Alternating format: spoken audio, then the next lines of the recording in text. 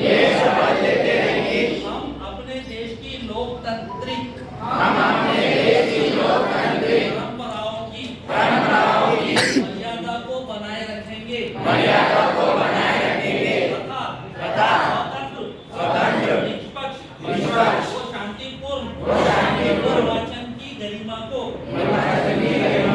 अनशुन रखते हुए निर्भीक होकर धर्म, वर्ग, जाति, समुदाय, भाषा अथवा अन्य किसी भी प्रलोभन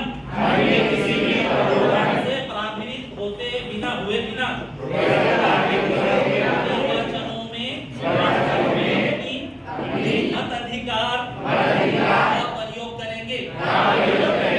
यानी हम अपना वोट देंगे। हम अपना वोट देंगे।